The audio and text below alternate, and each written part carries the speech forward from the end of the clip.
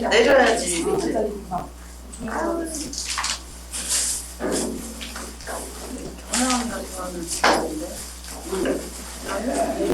오늘 여러분들과 함께 공부할게요. 평가 중에서도 9장 실험 설계입니다. 조사론하고 그냥 딱 붙어 있습니다. 실험 설계. 시험에 관한 부분들, 그다음에 조사론에서 이해 안 되는 부분들을 좀 설명을 드릴 수 있을 것 같아요. 그리고 공부하시면서 제일 어려워하시는 그 분야 중에 하나가 조사론 쪽을 좀 많이 헷갈려 하시더라고요. 왜냐하면 처음 듣는 단어들도 좀 많고, 만약에 이제 여러분들이 조금 더 하셔서 SPSS나 뭐 이런 통계에 대한 것들을 하려고 그러면 정확히 알아야 소트 분류, 엑셀로 분류를 할 수 있는데, 그런 것들을 좀 이렇게 많이 여러 번 안 해보시면 단어들이 생소해서 또 의미가 생경해서 좀 헷갈려 하시는 부분들이 좀 있습니다. 그래서 이따가라도 설명을 드리시다가라도 좀 궁금하거나 좀 이해가 안 되시는 부분이 혹시 생기시면 아무 때고 질문해 주셔도 좋습니다. 그래서 그 중에서도 저희는 오늘 평가에 관한 부분들에 관한 것, 실험 설계 중에서도 실험 설계의 평가를 어떻게 할 거냐 하는 것들을 좀 많이 살펴볼 겁니다. 그래서 평가할 때의 주의사항, 그 다음에 어떤 유형들이 있는지 이런 것들을 좀 살펴보면서 오늘 수업을 진행하도록 하겠습니다. 지금까지 저희가 공부한 거를 좀 정리를 해보면요. 문제 파악인 거죠, 처음에. 네. 아니면 사전조사를 하게 되는데, 사전조사의 방법도 문헌을 조사하거나 메타 조사를 하게 되는 거죠.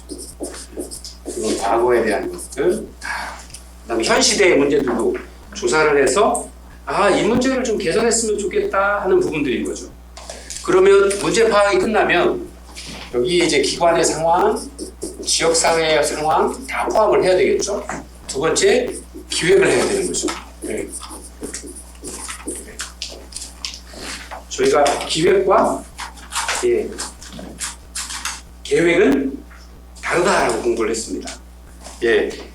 기획이 보다 큰 의미다라고 되어 있죠. 기획은 플랜이고, 그래서 계획은 스케줄이라고도 영어로 굳이 이야기하시는 분들도 계세요. 플랜과 기획과 스케줄, 일정과는 전혀 다른 의미라고 볼 수 있죠. 자, 그다음 기획이 되면 실천을 하기 위한 프로그램들을 만들죠.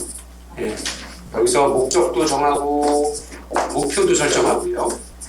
그 외에 평가 방법들까지도 계획을 하는 동안에 프로그램을 작성하는 그 안에 다 포함이 되죠.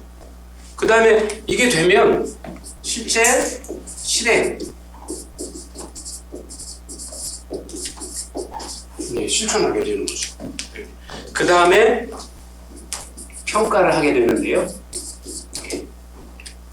자, 저희가 지금 여기를 공부하고 있는 겁니다. 평가에 관한 부분. 근데 이 평가가 굉장히 다양한 거죠.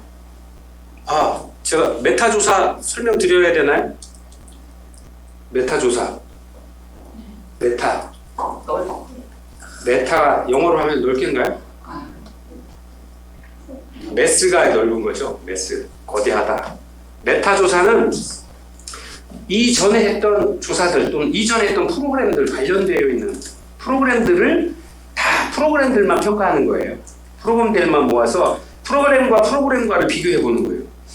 1900년대 이런 프로그램이 비슷한 목적을 가진 이런 프로그램이 있었는데 2000년대 이렇게 했고 2020년대 이렇게 했고, 그래서 이 문헌 조사나 아니면 그 전에 했던 것들을 가지고 조사를 하는 거예요. 실제 내가 뭘 해보는 게 아니라 타인이 했던 어떤 프로그램들이나 그런 평가들을 모아서 평가를 하는 거예요. 프로그램 평가를 하는 것. 그런 것들을 우리가 메타조사라고 하죠. 여러분들이 나중에 조금 더 공부하셔서 논문을 쓰신다거나 할 때 타인이 썼던 논문들, 예를 들어서 똑같이 제가 노인복지를 한다라고 예를 들었을 때 다른 석박사 과정생들이 썼던 노인복지 논문들을 한 10개, 20개 정도 쫙 읽어보고 그 중에 장단점들을 다 비교해서 어떤 논문이 현 시대에 받쳐봤을 때, 내가 관심 있는 분야에 비춰봤을 때 이 논문은 요래서 좋고 저 논문은 저래서 좋고, 이렇게 해서 평가해보는 것들을 이제 보통 메타평가, 메타조사 이렇게 이야기를 합니다. 그래서 실제 실행하는 게 아니라 이전에 했던 것들을 서면상으로만 조사하는 게 보통 메타조사라고 하죠. 자, 평가라고 하는데요. 이제 여러분들 공부하시니까. 자, 평가는 굉장히 다양한 분야가 있습니다. 여러분들 잘 아시는 그냥 몇 가지만 뭐 단기, 중기, 장기, 그 다음에 뭐 중간 평가는 여러분들 아시는 진행 중에 하는 거고요. 그 다음에 수시, 뭐 굉장히 또 외부에서 하느냐, 내부에서 하느냐, 쭉쭉쭉 해서 평가의 방법만 뭐 수도 없이 많습니다. 또 사회복지 현장, 지금 또 요즘에 노인복지 요양기관들, 사회복지 요양원 뭐 이런 데 기관 평가 기관이죠. 아마 3년에 한 번씩 하는데 요번에도 굉장히 많은 기관들 평가 대상이 됐을 겁니다. 저도 이제 몇 가지 와서 제가 지역이 여기니까 천안, 아산을 뺀 나머지 지역만 몇 군데 가는 거 일정 조정을 하고 있는데 그런 것들이 다 포함이 되는 거죠. 그리고 이 프로그램 진행에 있어서는 프로그램을 그림에서 일정에서 한번 쭉 보시면 기획해서 실천하고 실천 프로그램을 만드는 거고 실천하고 하는 이 과정 중에서 프로그램을 진행하는 과정 중에서도 평가를 합니다. 그렇죠? 중간 평가하죠. 그리고 기획을 하는 과정에서도 평가를 어떻게 할 것인가를 반드시 프로그램 제안서 안에 넣도록 되어 있습니다. 그래서 그렇지 않으면 보통 사회복지 공동모금 이런 곳에서 어떤 표준 척도를 사용해서 나중에 비교를 해볼 건지 그런 것들을 반드시 제시하도록 되어 있거든요. 만족도 조사는 어떻게 할 건지 하게 되면 어떤 부분에 어떤 척도를 가지고 할 건지 그런 것들을 제시하도록 되어 있습니다. 그래서 심각한 아주 좀 지원금이 많거나 그래서 어떤 새로운 사회 문제에 나눔과 꿈 프로그램 같은 경우에는 굉장히 연구 논문처럼 어떤 일을 어떻게 하겠다 하는 것들이 굉장히 상세하게 기록이 하도록 되어 있습니다. 그래서 누구도 해보지 않은 새로운 사업이니까 어떻게 진행을 할 거고 사람을 어떻게 모집할 거고 그 다음에 이 매 과정마다의 평가는 어떤 방법을 해볼 기존의 평가 방법으로는 새로운 사회 문제를 평가하는 게 어렵잖아요. 한 번도 안 해본 거니까. 그러면 그랬을 때에 우리는 이러한 문제가 생길 거라고 예상을 하고 그 문제에 대해서 이러한 표준 척도를 만들어서 평가를 해보겠다 하는 거죠. 근데 그 중에서 오늘 이야기 말씀드리는 실험 전개가 들어있는 겁니다. 그리고 이전 주에 공부하셨던 성과평가, 즉 효율성, 효과성, 품질평가라고 하는 정성평가와 정량평가를 해야 된다라고 했던 것들은 실제로는 이 실험 설계를 통해서 더 분명하게 또 타당성 있게 신뢰성 있게 나올 수 있게 되는 거죠. 그래서 이런 과정 중에 들어있다라는 것들 하나 아실 필요가 있죠. 그리고 평가가 끝나면 보통 우리 피드백 한다고 하죠. 환류한다고 그러죠. 그래서 평가에서 긍정적인 부분들은 계속 발전시켜 나가고 부족했던 부분들은 기획에서부터 좀 계획을 잘못 세워왔으면 다음부터 기획할 때는 이런 방향들을 좀 고민해봐야 된다. 실천하는 프로그램을 만들 때 이 방법으로 평가가 가능할 거라고 봤는데 실제 해보니 안 맞더라. 실제 효과성 있도록 타당성 있도록 평가할 수 있는 방법이 없다. 사회복지 현장에서 가장 많이 쓰는 게 단위사례 실험 설계예요. 우리 공부하는 AB 또는 ABA 정도. 왜냐하면 사람들이 대상이 사람이시기 때문에 그분들이 프로그램을 진행하기 전과 진행 중과 진행 후에 바로 기분이 다 다르거든요. 느낌이 다 다르거든요. 그러다 보니까 일정 시간이 지나면 일정 시간에 텀을 두게 되면 이전에 공부하셨던 프로그램을 잃어버리시게 되거나 그 습관에서 벗어나게 되거나 아니면 그 감동을 놓치게 되거나 하는 여러 가지 요인들이 매개 변수나 외생 변수가 생겨서 그 과정을 잃어버리실 수가 있어요. 그래서 보통 이따가도 설명을 드리겠습니다만 사전, 사후, 그 다음 일정 기간을 둔 후에 다시 한번 사전 검사를 돌려보는 형식. 실제로는 요형 ABA 형식까지도 잘 안 가요. 왜냐면 이게 문제고. 누가 사람이 들어가서 해야 되고 시간에 걸린 후에 그 클라이언트를 다시 모아서 해야 되는데 다시 오시기도 너무 어렵고 서면으로 보냈을 때 회수율이 너무 떨어져서 ABA 검사까지 가기 어렵죠. 사전에 검사를 하고 프로그램 진행 후에 사후 만족도 조사하는 거에서 거의 끝나죠. 예. 저희도 학교에서도 수업이 끝나면 여러분들 종강하시기 전에 만족도 조사 해야 되죠. 교수평가 해야 되죠. 수업평가 해야 되죠. 그래야 성적 보시잖아요. 그걸 안 하면 평가 참여 안 해요. 거의. 예. 그리고 대신에 그 만족도 조사를 하는 문헌에 11115만 찍게 하는 게 아니라 중간에는 뒤집어 놓죠. 오히려 2를 쓰면 최악이고 5를 쓰면 뭐 하는 반대로. 예. 그래서 일률적으로 답을 쓰지 못하도록 읽어보고 쓰도록 참여할 수 있도록 이렇게 하거든요. 그런 것들이 여러분 조사론에서 공부하셨던 설문 작성 방법인 거죠. 과학적인 설문 작성 방법인 거죠. 그래서 이 과정마다 또 실천에서도 수정해야 될 부분이거나 피드백을 진행을 하게 되는 겁니다. 그 후에 이제 여기에 조금 이따가도 말씀드리겠지만 데이터베이스 이런 실천을 했던 것들을 데이터베이스화해서 전문 이론으로 사회복지의 전문 이론으로 연구로 발전시켜 나갈 수 있게 되는 거죠. 그리고 이렇게 계속 순환돼서 효과성이 있다, 신뢰성이 있다라고 평가가 되면 모든 사회복지 기관에도 벤치마킹에서 동일한 문제에 대해서는 동일한 프로그램을 실천할 수 있게 되는 거죠. 이 과정이 계속 돌아가는 겁니다. 프로포절에 대한 것, 프로그램 개발에 대한 것, 이론화에 대한 것, 전문성에 대한 것들이 바로 이 과정들을 거쳐서 반복된 학습을 통해서 이루어지고 있다라고 하는 거죠. 자, 그래서 실험 설계 평가라고 하는 건요, 효과성 논쟁에 대응하기 위한 프로그램의 검증 방법이다라고 하는 거죠. 효과성, 목적을 얼마나 달성했느냐 하는 거죠. 우리가 조사론에서 이야기하는 타당도. 자, 타당도, 신뢰도 이렇게 표시 많이 하죠. 효과성이 있다? 이렇게 찍혀야죠. 10점 맞도록 그 목표에 정확히 가야 되는 거죠. 그래서 그걸 하기 위해서 실험 설계를 하는 거예요. 실험 설계에서 가장 중요한 거 독립변수와 독립변수가 뭐 나와야 되는데 종속변수 원인과 결과죠. 원인이 어떻게 되어서 결과가 어떻게 된다. 연가설은 원인이 있기 때문에 결과가 나올 것이다 라고 하는 게 연가설의 하나죠. 또는 그거와 전혀 반대되게 하든가. 그래서 그거를 참인지 거짓인지를 증명하는 거죠.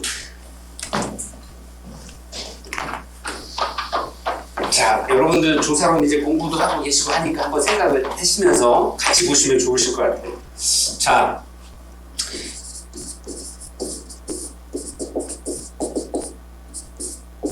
변수란 말을 빼겠습니다. 여기 매개, 외생.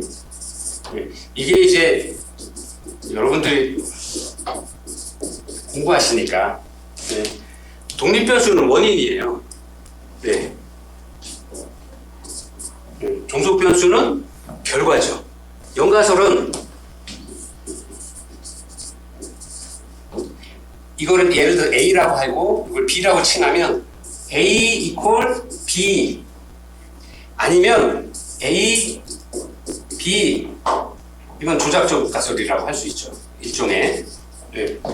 그래서 A는 B다라고 했을 때 값이 데이터 값이 참인지 거짓인지 true and false죠. 참인지 거짓인지 나와야 되는 거죠. 이렇게 돼서 참이라고 인정이 되면 연가설 오케이 그거 맞네 그럼 그거 이론을 하자. 조작적 가설은 아니다라고 했을 때 참이 나오면 우리 조작적 가설이 맞네 라고 하는 거죠. 거짓이 나오면 우리 조작적 가설이 잘못된 것 같은데 그러면 가설을 바꿔야 돼. 가설을 바꿔야 되니까 이 반대되는 게 맞다라고 인정할 수 있게 되는 거죠. 헷갈리시죠? 한 번도 안 배워보시고 처음 배우신 것 같은 좀 그런 기분들이신데. 자, 이게 뭐 여기까지 저희가 프로그램 평가하면서 나가도 되긴 하지만 조금 그렇고 여러분들이 이제 시험을 앞두셨으니까 좀 더 깊이 한번 봤고요. 자, 독립변수와 종속변수에서 매개변수, 외생변수라고 하는 것들이 있죠. 매개변수는 뭘까요? 변수란 이야기를 하고 있잖아요. 여러분들이 단어를 좀 독립변수라고 그랬고요. 이것도 변수라고 그랬어요. evaluation이죠.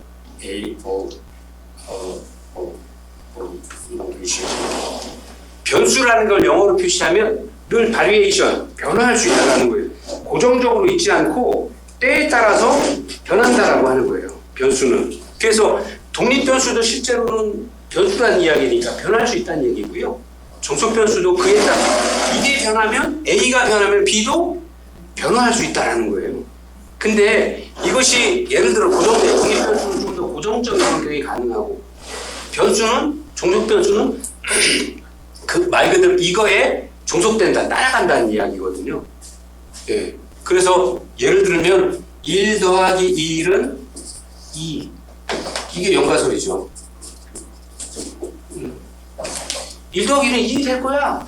라고 해서 실제 해보니 참이다. 이게 참값이다. 거짓. 네. 했을 때 값이 얼마지? 참이면 연가설이 인정된 거죠. 이것은 일원화가 될 수 있는 거죠. 누구나 동의할 수 있게 되는 거죠. 예. 근데 매개변수는 여기다 뭐 다른 걸 넣는 거예요. 빼기로, 곱하기로, 나누기로. 네. 이거 어떤 거를 쓰느냐에 따라서, 즉 이게 프로그램에서는 여러분들이 우리가 실험 설계니까 이걸 좀 말씀을 드리는 건데요. 요것은 사치 현산의 요것을 우리가 프로그램을 하는 어떤 프로그램을 하느냐라고 얘기를 하시면 돼요. 클라이언트가 정해져 있고, 예.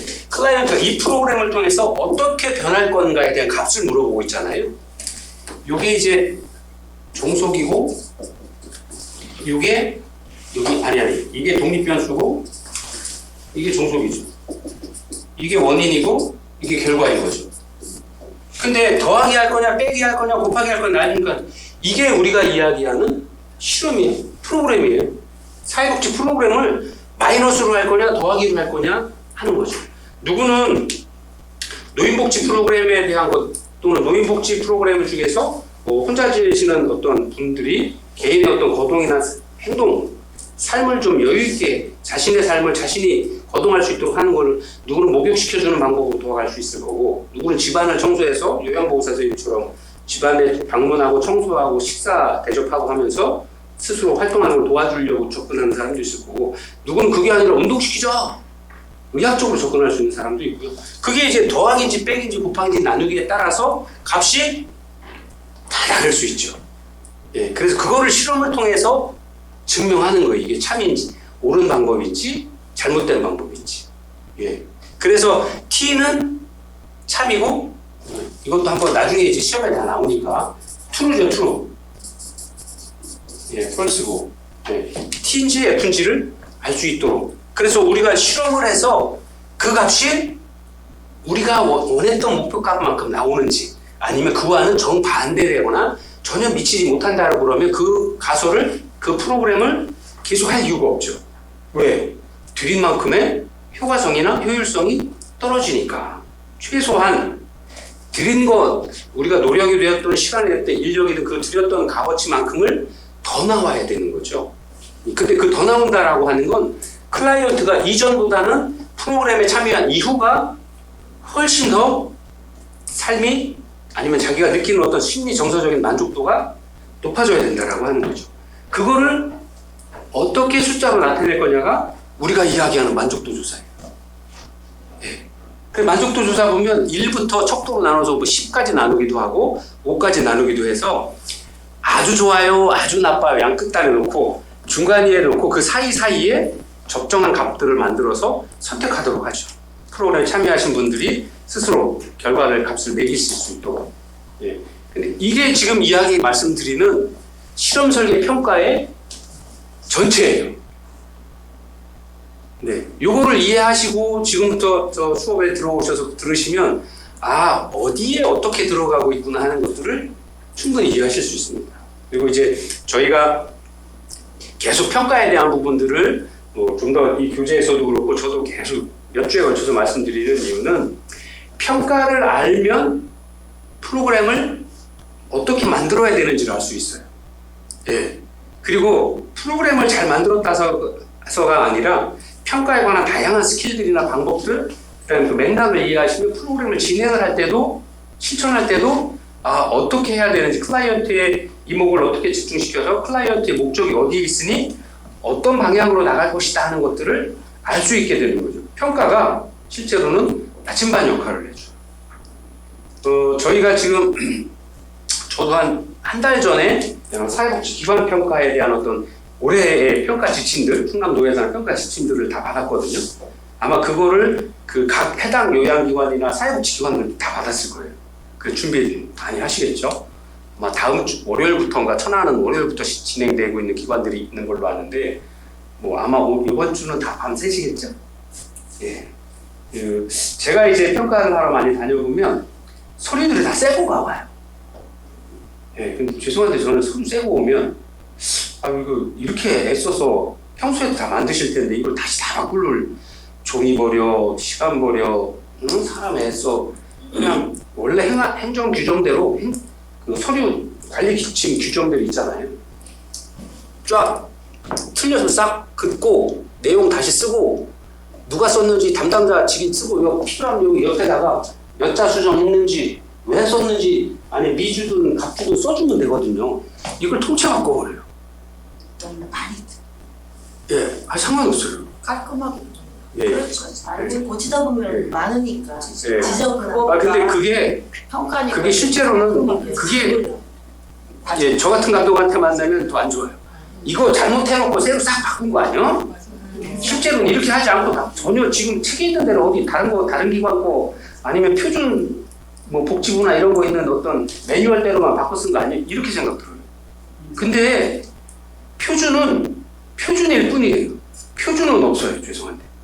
왜냐하면 우리가 사회복지 현장에서 만나는 다양한 클라이언트가 욕구가 다 틀려요.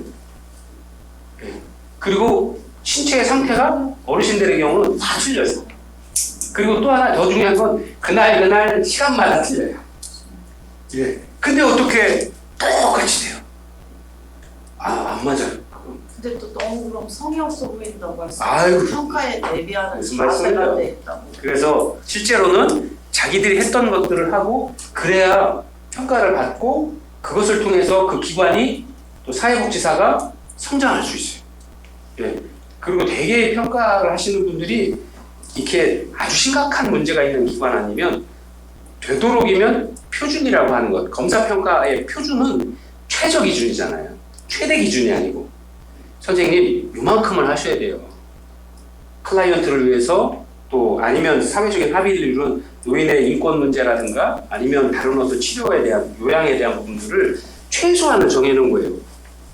그보다 더 하시는 건 상관없는데 못 하시는 건 안 됩니다. 이만큼은 하셔야 됩니다라고 정해놓은. 근데 그것까지도 못 지키는 기관들은 당연히 뭐 이렇게 여러 가지 뭐 방법들을 해서 올라올 수 있게 해야 되지만 잘하고 있는 기관의 경우를 서류를 싹 바꿨다라고 그러면 어떻게 하고 계시는지 알 수가 없어요.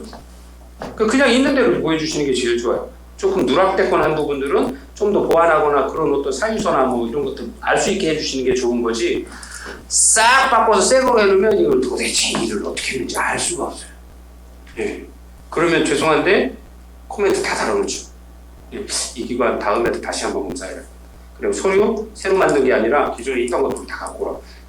감춰놔서 예. 만약에 평가 안 좋게 뭐 하면 컴플레인 하는데 방법이 없어요. 알 수가 없으니까. 정확하게 평가를 해줄 수가 없어요. 그래서 저희 평가하러 가는 사람이 깎으려고 가는 게 아니라 실제 어떻게 하는지 최저 기준에 맞는지 맞으면 앞으로 조금 더 올리려서 그래서 수가를 조금 더 받을 수 있는 그런 능력 있는 기관이 되려면 어떤 걸 해야 되는지를 알려드리려고 가는 거지 이렇게 평가해서 잘하고 있는 사람을 A를 받을 사람을 C 주려고 하는 게 아니거든요. 네, 저희도 사회복지에 있는 사람들 또 저희들끼리도 여러 가지 이야기를 하고 그런 것들을 통해서 사회복지 기관들의 어떤 욕구도 알 수 있고 한데 그렇게 해놓으면 전혀 이해를 할 수가 없어요. 그래서 여러분들이 사회복지 현장에 계시다 그러면 굳이 그렇게 직원들 닥달해서 새 거 다 만드실 필요 없어요. 예, 그 기관장이 정말 잘못합니다. 제가 저희 기관에 그런 그 기관 산하 기관 중에 몇 개 있어서 불러다가 엄청 혼냈거든요. 응? 열 빠진 친구들이라고. 직원들 한 2주씩을 나와서 그냥 매일 2시간씩 야간하라고 해가 그 추가 OT 하라고 해가 일 시키고 그 돈도 안 주면서 너 같으면 돈 안 받고 할 거야? 근데 왜? 똑같은 건데. 그러니까 그럴 필요 없어. 우리가 못했으면 못한 대로 봐도 다음에 올리면 되지. 그러면 올릴 수 있으니까. 그렇다고 해서 우리가 뒤받을 것도 아니고. 응? 솔직한 게 좋아요. 그래야 우리도 바뀌어요. 예. 제가 이따 조금 있다가 하나를 영상을 하나 보여드릴 건데요. 제가 그런 부분들 때문에 저희는 수시 평가를 해요. 직원들 다. 한 달에 한 번씩. 그 다음에 태스크 어떤 업무에 관한 것들을 팀을 만들어주고 그 팀의 업무를 끝나면 바로바로 평가해요. 예. 그 대신에 평가 기준을 맨날 주죠. 근데 갈 때 평가 기준은 어떻게 평가하겠습니다. 이번은 네, 그 부분을 중점으로 한다.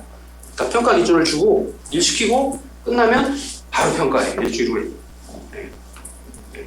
그래야지 1년에 한 번 모아서 상반기, 하반기 나눠 평가하면 그 사람이 잘했나 안 했나 알 수가 없어요. 죄송한데 저도. 네. 부서장들도 몰라요. 왜? 지도 바쁘니까.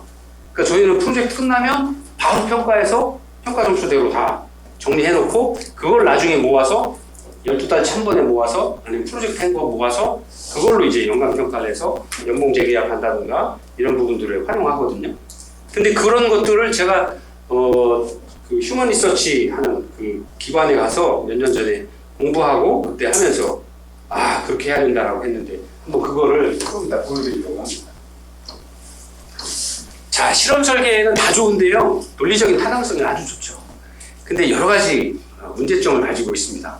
그래서 굉장히 조심스럽게 접근해야 됩니다. 왜냐면 사람은 심리 정서적인 부분들이 굉장히 많이 있기 때문에 이 잘못된 부분들을 잘못 접근하거나 잘못 건드리면 원했던 목표를 이룰 수가 없어요. 네. 그리고 감정을 상하게 만들어서 협조가 안 되죠. 사람을 실험 대상으로 하는 것은 윤리 혹은 실천 가치 면에서 적합한지에 대한 논쟁이 있습니다. 사람은 지금은 못했어도 아니면 이 프로그램에 참여하는 동안 몸이 아파서 평소에 컨디션이 80인데 계속 한 2주 동안 프로그램 하는 동안 몸이 아파서 40도 안 나오고 30도 안 나왔는데 그걸 하면 그걸 내가 진정한 나로 다 평가할 수 있어? 예, 하는 부분들입니다. 그리고 또 하나 중요한 건 여기서 빠진 게 정성평가할 건지 정량평가할 건지. 예. 예를 들어서 몸이 아프거나 컨디션이 안 좋고 집안에 어떤 우환이 있어서 그 생각을 하고 있는데 정성평가를, 정량평가를 하게 되면 벽점이죠. 프로그램에 나왔고 시간 끝날 때까지 50분씩 해서 다 했고 나오면 문제 없는데? 근데 과연 그랬냐 이거죠. 그분이 아까 말씀드렸죠. 제일 중요한 건 이 독립변수 때문에 종속변수가 값이 좋으려고 하는 거잖아요. 지금보다는 상황이 훨씬 좋으려고 하는 거잖아요. 근데 죄송한데 그런 분들은 실험 실천하고 끝나서 평가해도 여기서 50이었으면 여기서도 플러스 마이너스 5해서 50이에요. 55에서 45 사이에요. 그러면 이 많은 프로그램들을 사람을 동원해서 재정적인 지원을 통해서 프로그램을 진행을 할 이유가 없죠. 그 프로그램 폐기해야 되잖아요. 예. 그래서 그런 부분들을 좀 잘 고민을 해봐야 된다라고 하는 거죠. 그 다음에 위기의 클라이언트를 무작위 랜덤하게 이야기를 한다라고. 조사론 공부하면 늘 나오는 게 무작위, 랜덤, 난수표 뭐 이런 이야기 나오잖아요. 참여 집단에 계시는 클라이언트 분들을 어떻게 무작위로 뽑아낼 거냐 하는 거죠. 네. 그게 굉장히 어렵죠. 아무도 모르게 내가 실험 집단인지 통제 집단인지 알 수 없도록 하는 것들이 실제로는 많이 어렵습니다. 네. 그 다음에 실무적 유용성에서의 문제입니다. 이 실험 설계에서 이야기했던 조건들을 현장에서도 그렇게 만들 수 있냐 하는 거죠. 실험과 이론과 임상과 다르다고 하는 거죠. 그리고 우리가 늘 대학에서 공부하고 막 해서 또 저희가 어제도 제가 이제 뭐 다른 일이 있어서 서울에 출장을 갔다 오면서 거기서도 이제 토론도 하고 했는데 그 중에 많은 분들 현장에 계신 임상에 가신 기관장들이나 분들이 이거는 대학 교수지고 자기들 패널 전문가라고 하는 사람들 얘기지 니들 현장에서 일해봤어? 와서 해봐 이런 소리 하시는 100% 이해하죠. 물론 표현을 이렇게는 하지는 않지만 그 말이 돌려서 얘기한 게 그래서 실제로는 우리가 이론적으로 생각하는 것과 현장에서 실천 현장에서 이루어지는 일은 조금 다를 수 있다라고 하는 거죠. 근데 이제 실험에 대한 값을 구하는 건 정확하게 통제해서 한다라고 예상을 하고 하는 거거든요. 거기서 이제 플러스 마이너스를 주는 얘기를 하지만 그런 것들을 가지고 전체를 다 동일하게 볼 수 있느냐 하는 문제들이 생길 수 있다라고 하는 거죠. 그리고 실제로요, 이게 프로그램을 통해서 훨씬 더 좋아진다라고 하는데 이게 진짜 좋아진 건지 아니면 프로그램 참여하니까 감사한 마음에 그런 건지 아니면 프로그램 참여한 그 리더 해줬던 이솔자 선생님, 사회복지사 선생님이 이쁘고 나한테 친절하게 잘해서 그래서 좋은 값으로 잠깐 올라온 건지 알 수가 없어요. 그런 부분들. 그 다음에 이 또 하나 통계 기법을 죄송한데 통계 기법이 여러분들 저 그냥 이런 거 생각 안 하고요. 예를 들어 요새도 아니니까 정치학 말씀을 드리려고 하는 게 아니라 정치에 나오는 그 국민들 뭐 대선 관심도에 대한 통계 자료를 믿으세요? 그렇잖아요. 사회복지도 똑같아요. 이 통계 기법을 잘 실제 하고 있는 저도 잘 안 믿어요. 저희 그 SBS 돌리고 통계 프로그램 막 돌려서 봐도 이게 한 번 첫 번째 그 정리한 데이터를 가지고 넣으면요 죄송한데 신뢰도 10% 15%씩 떨어져요. 원래 신뢰도가 95% 이상 나와야 그러니까 죄송한데 이렇게 조정을 해 어떤 문제들에서 어떤 문제가 되는지를 파악을 해서 그것들을 변수들을 값어치에서 빼는 것들을 빼고 하면 이제 조금씩 올라가요. 그런 과정을 거치다 보면 죄송한데 배가 산으로 와 있어요. 원래 의도했던 것과는 좀 다른 방향으로 가고 있는 것들 저희도 느껴요. 그런데도 뭐 이렇게 하는 경우들이 있죠. 그래서 실제로는 이런 부분들이 실험 설계에서도 굉장히 조심해야 될 부분이고 이걸 단점으로 이야기를 합니다. 자, 그래서 제가 아까 잠깐 말씀드렸던 평가 사례 그건 좀 같이 보도록 하겠습니다. 우리 리더님들 평가 공정성을 고민하고 있지 않으십니까? 가장 마지막 측정 가능한 정량과 정성 요소를 기준으로 한 방식으로 변하고 있습니다. 서술형 주관식 평가 또한 비중이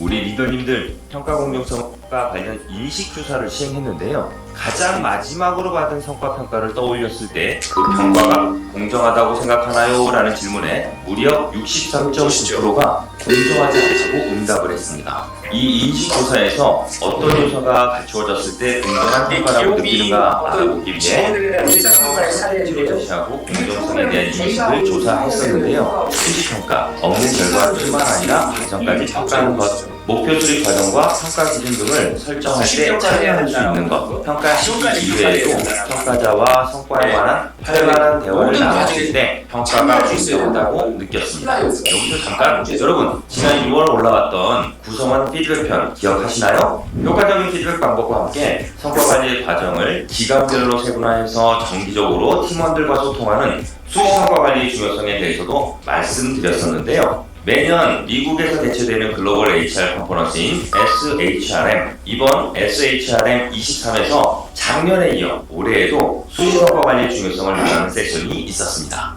연간 성과평가는 기여와 성과의 상관관계의 분석이 어렵다는 것, 단임 관리자의 의사결정과 피드백을 통한 접근 방식은 공정하지 않다는 것, 조직 성과와 나의 경험을 연결하기 어렵다는 것 등 연간 성과 관리를 다시 생각해야 하는 8가지 이유를 말하며 수시 성과 관리의 전환 필요성을 강하게 이야기했던 세션이었습니다. 이렇게 수시 성과 관리 중요성이 대두되는 이유는 구성원들과 꾸준한 소통으로 자, 잠깐 볼까요? 아까 보시면 미국에서 그 HR 저기 HR이 보통 요새 인재관리라고 인사과에서 많이 하잖아요. 휴먼 리소스라고 하잖아요. 그래서 인사관리, 인적관리를 이야기를 하는데요.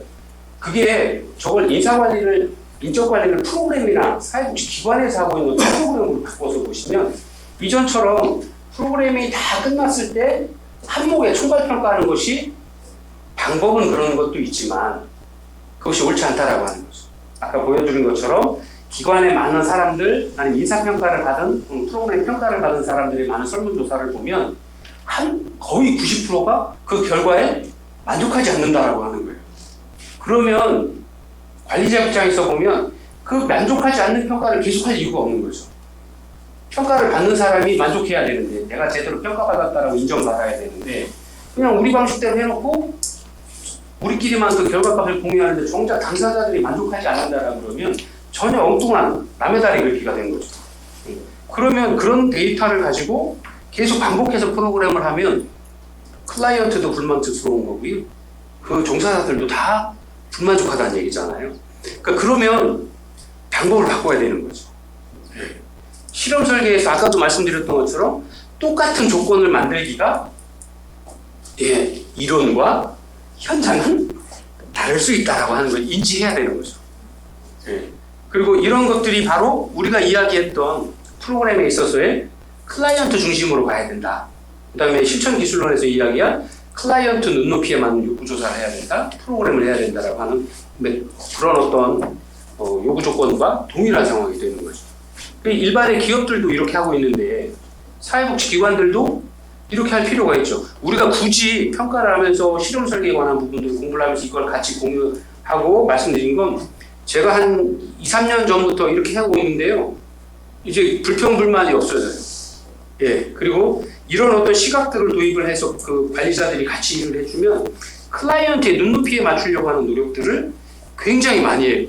왜 내가 평가를 받아보니 이렇게 평가를 받아보니 이전보다는 낫고 내가 일 잘한 것도 알려주고 또 하나 못한 걸 평가하는 게 아니라 잘한 걸 평가하셔야 돼요.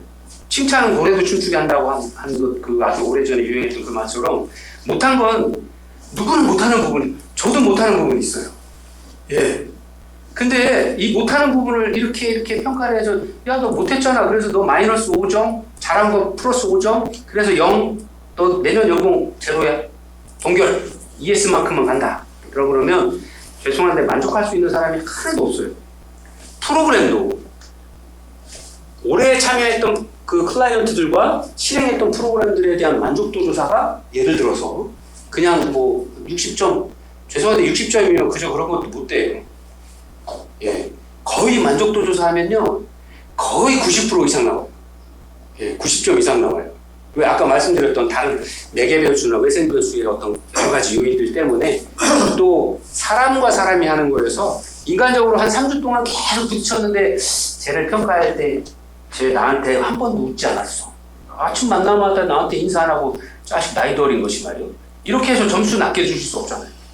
그래도 좋은 게 좋은 거지. 쟤도 고생했는데 내가 조금 마음에 안 들어도 그래 중간 이상은 줘야지. 그러면 85점, 90점 준다니까요. 그러면 그 값을 제대로 하려고 해요. 그리고 이 평가를 프로그램이 끝나고 5월달이니까 우리 하반기 평가니까 6월달에 할게. 이렇게 해놓으면 아까 말씀드린 것처럼 그 인사평가나 프로그램 평가에 대해서 만족하는 사람이 없다라고 하는, 만족도가 뚝 떨어진다라고 하는. 끝나면 바로. 그리고 잘하는 거에 대한 평가를 하고, 물론 못하는 거에 대한 것들을 잘하는 거 8개, 못하는 거 2개 평가를 해야죠. 그래서 잘하는 게 못하는 것들을 커버할 수 있도록 이렇게 평가를 해줘야 된다라고 하는 거죠. 그런 시각들을 갖는 게 굉장히 중요하다라고 하는 거예요. 적극적인 평가 대화를 하는 것이 평가 수용성을 올릴 수 있기 때문인데요. 이 역량에 따라 평가의 질과 평가 수용성이 결정되는 현재에서 리더라면 성과 평가 전 내가 잘해왔는지 스스로를 돌아보는 시간이 꼭 필요하죠. 성과 평가 전 스스로 돌아보기. 리더의 역량이 세분화되고 다양한 부분에서 역량까지 요구되는 현 시점. 어느 한 구성원만 관리하는 게 아닌 팀 차원에서 구성원들이 같은 방향과 기준으로 정렬될 수 있도록 도와주는 것이 리더의 역할이 아닐까요? 이제 세 가지 질문을 드리겠습니다. 각 질문에 대해 곰곰이 생각해보세요. 성과에 대한 명확한 기준과 평가 방향성을 구성원들이 납득 가능하게 설명하였나요? 팀에서 정의하는 성과의 명확한 개념, 우리 팀 내 구성원 모두가 이해할 수 있는 역량, 성과 평가 기준과 항목을 설정하였는가를 생각해봅시다. 그리고 충분히 구성원들에게 공유하였는가를 돌아보는 것도 꼭 필요하죠. 구성원끼리 서로 성과를 나누고 인지할 수 있는 자리가 있었나요? 구성원이 자신의 성과를 왜곡 반대하지 않고 객관화할 수 있도록 구성원 서로 성과를 확인하고 공유하는 장이 마련되었는지 떠올려보세요. 연초부터 지금까지 구성원의 성과를 파악하고 성장 포인트를 확인할 수 있는 면담 자리가 있었나요? 내가 했던 면담이 리더가 전할 메시지 중심인 업무 지시형이었는지, 구성원의 생각과 감정을 파악하고 성과와 성장을 리뷰하는 자리였는지를 생각해보세요. 구성원 육성을 위해 나는 어떤 행동을 했는지 또한 고민해볼 필요가 있습니다. 각 질문으로 나를 돌아보고 성찰하며 부족한 부분을 확인해보세요. 자, 여기서 하나 더 제가 좀 처방해서 말씀드리고 싶은 건,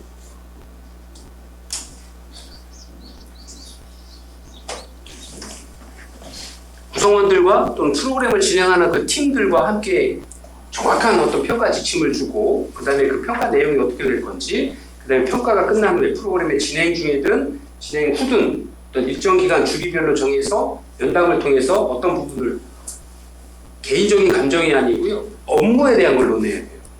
예. 그래서 업무가 프로그램이 잘 진행됐는지 안 됐는지, 예.